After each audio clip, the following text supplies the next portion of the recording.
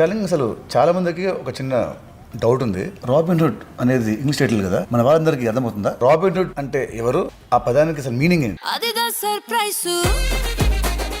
అందరి డౌట్లు తీర్చడానికి ప్రెజెంటేషన్తో వచ్చా. Yeah what's there.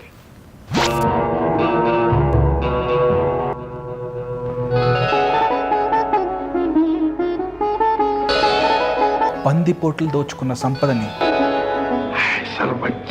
తిరిగి వాళ్ళ దగ్గర నుంచి దోచుకొని ప్రజలకు పంచుతాడు హీరో. ఇది మన తెలుగులో వచ్చిన ఫస్ట్ రాబిన్హుడ్ సినిమా అన్న.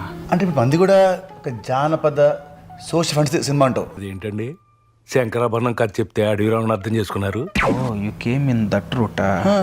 అంతేగా అన్న, ఇది నేను ఇంకో వర్షం చూపిస్తా. ఓకే. సాధుజనుల్ని రక్షించడానికి, దుర్మార్గుల్ని శిక్షించడానికి కల్కికి మారు రూపమైన కొండవీటి దొంగ అవతారం ఎత్తుతాను.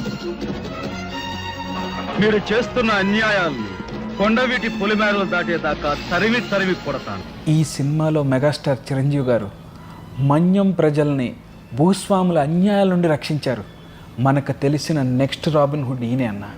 అబ్బా అసలు ఆయన మాస్క్ వేసుకొని ఆ గుర్రం మీద వెళ్తూ ఇంకా కుక్క ఫాలో అవుతూ ఆ ఫైట్లు చేస్తుంటే ఉంది. అసలు మందంటే కూడా చేస్తే బాగుండదు కదా. అంటే అది గుర్రం కావాలని అడుగుతున్నారు. యా, గుర్రము, ఒక మాస్క్, ఒక కుక్క పిల్ల. ఓ యూ కేమ్ ఇన్ దట్ రూటా అన్న. ఇంకోటి ప్లే చేస్తా, ఈసారి క్యాచ్ చేసేస్తారు. థర్డ్ది. ఓకే. ఇండియా పేద దేశం కాదు మామ. దాని సంపదలన్నింటినీ నల్ల డబ్బుగా దాచిపెట్టేశారు. అందువల్ల ఎన్ని హెచ్చుతగ్గులో చూడు. ధనవంతుడు ఇంకా ధనవంతుడు అవుతున్నాడు, పేదవాడు ఇంకా పేదవాడు అవుతున్నాడు. నాన్న, ఈ దేశంలో ఉన్న బ్లాక్ మనీ మొత్తాన్ని వైట్గా మార్చేసి ఈయన ప్రజలకు హెల్ప్ చేశాడు. మరి వైట్ మనీని ఏ రంగులోకి మార్చాడు?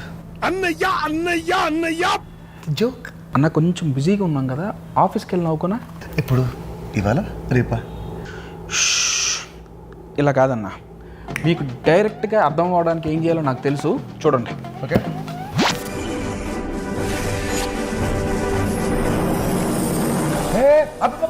అది మన సినిమా మొత్తం వేస్తామంటే ఇప్పుడు మీకు అర్థం అవ్వట్లేదు కదా. కామెడీ అన్న అబ్బా. నాకు మన ఆడియన్స్కి మొత్తం క్లారిటీగా అర్థమైంది. మార్చ్ 23 ట్రైలర్ చూస్తే ఇంకా క్లారిటీగా అర్థమవుతుంది.